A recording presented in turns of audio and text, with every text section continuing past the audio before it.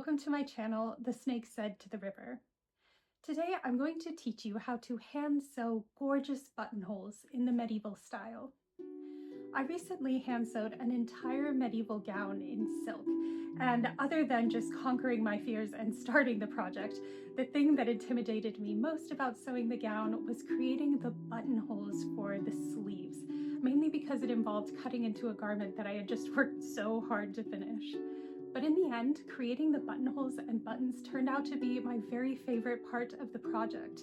They instantly gave the gown that medieval look that I crave, so it was a really rewarding process.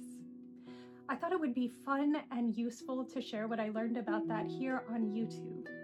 So today we're just going to focus on making the buttonholes themselves, but later this month I'll share another tutorial on how to make those lovely medieval fabric buttons that we all love. Now, a few notes for historical accuracy before we get started. First, in medieval days, buttonholes were cut super close to the edge of the fabric, as buttons were sewn onto the literal edge of the fabric itself, so they didn't have far to go before they reached the buttonholes. Second, unlike the modern buttonhole, which is stitched first and then cut afterward, in medieval days, sewists would cut the buttonhole first and then reinforce that cut with buttonhole stitches. This seems to be very emblematic of the medieval buttonhole, so that's the way we're doing things today.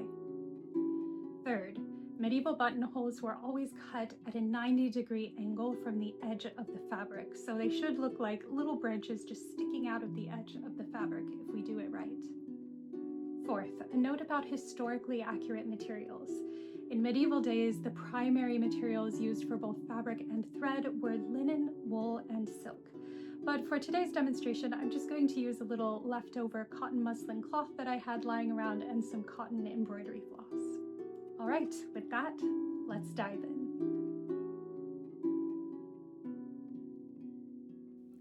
We know from extant garments that in medieval days, buttonholes were placed super close together. For today's demonstration, I'm spacing my buttonholes 1 inch apart, but they could absolutely be spaced closer together. I'm mapping out the start and end points of my buttonhole here so that my cut is as accurate as possible. My starting point is about 1/8 inch from the sleeve edge, and based on the size of the buttons I'll be using, I'm marking a 5/8 inch opening from there. It's really important to check that your fabric buttons will fit through the buttonhole you've cut before you start sewing your buttonhole stitches, so you don't end up having to go back and make them larger or somehow smaller. I'd suggest doing a practice run of this just to make sure that everything works. I'm using a box cutter with a new blade to make my cut, and you'll want this to be as clean a cut as possible to reduce fraying.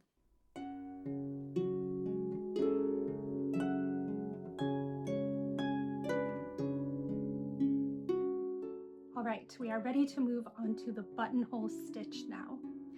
If you're getting ready to make a garment and are going to be trying out this hand-sewn buttonhole technique for the first time like I was with my gown, I would really recommend doing a couple of practice rounds on this before you move on to your finished garment. And ideally, one of those rounds would be using a scrap of the fabric of your finished garment.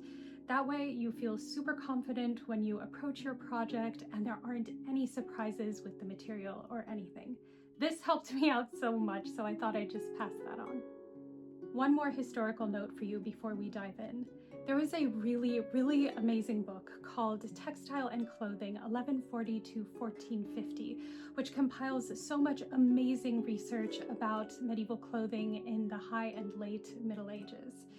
Now, in this book, the authors explain that even though the buttonhole stitch is consistent from extant garment to extant garment, the way that the buttonhole was worked in terms of the orientation of the fabric and the direction in which it was sewn differed from garment to garment, meaning that each medieval sewist had their own little different way of working buttonholes.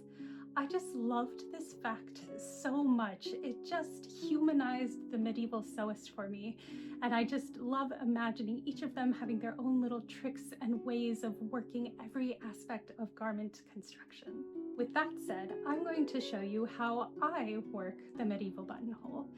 I watched so many tutorials and read so many blogs when I was preparing to do this, but ultimately, after a lot of practicing on my own, this ended up being the way that I felt most comfortable working my buttonholes.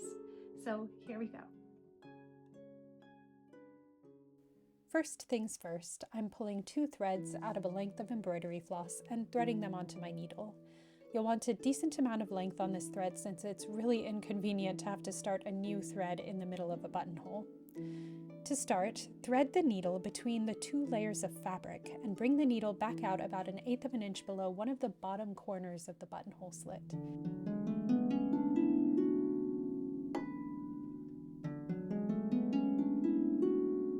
Tuck the end of the thread inside the 2 layers of fabric. Now we can begin the buttonhole stitch. Position your thread straight upwards, then poke the needle back through the fabric just below where it is now.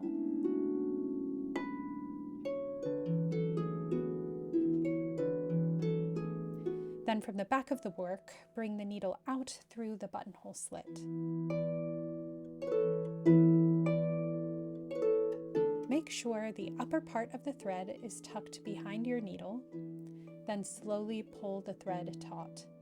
You can see how this has created a little loop in the thread, which when pulled tight will sit on the edge of the buttonhole slit itself, defining and securing its shape and reinforcing it from wear. Let's do another. Position your thread straight upwards. Push your needle through the fabric right next to your first stitch. Bring your needle back up through the buttonhole slit. Make sure your thread is tucked behind your needle, and then pull the thread taut.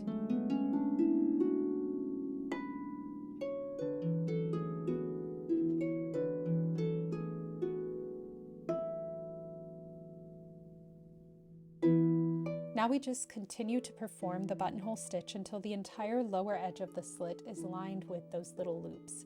It is so exciting to watch them slowly purl up along the cut line.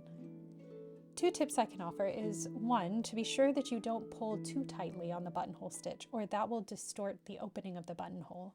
You're walking the line between nice and secure versus too tight or too loose. My second tip is that you'll want these stitches to be quite close together. The more surface area of the fabric you cover, the more secure the buttonhole will be and the longer it will stand up to wear.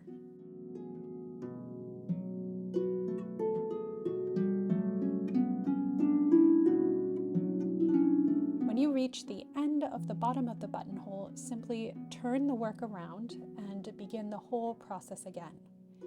So, orient your thread straight upwards. Then thread your needle through the fabric about 1/8 of an inch below the bottom corner. Then bring it back up to the front of the work through the cut. Slowly pull the thread taut until your loop is snug against the fabric. One tip for when you're working the second side of the buttonhole is to just make sure that you're not accidentally threading your needle through any of the stitches on the other side of the slit when you come up through the buttonhole. This would accidentally sew the buttonhole shut, which you do not want. Another tip is that it's helpful to know that the side that's facing you as you work is going to be the outside of the garment. So what you see is what you're going to get when you're looking at your finished garment. And there is our last stitch. The last step in our medieval buttonhole technique is to secure that last stitch and tidy away the threads. This is very easy. Let's take a look. Once you finish that last stitch along the buttonhole, just thread the needle through the fabric right next to the buttonhole stitches and bring it through to the opposite side. Then weave your needle underneath one of the rows of buttonhole stitches. Try to avoid piercing through the fabric here, and definitely make sure that the needle doesn't go through the front of the garment. Then turn the fabric and do the same on the other side of the buttonhole.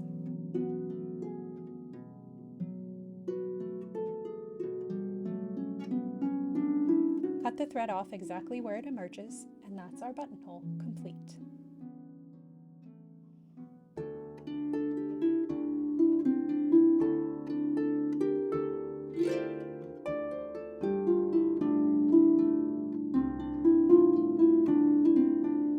Alright, that is it for today's medieval sewing adventure. I hope that this was helpful and clear and that it's useful for you for any projects you have coming up, which I'd love to hear about in the comments.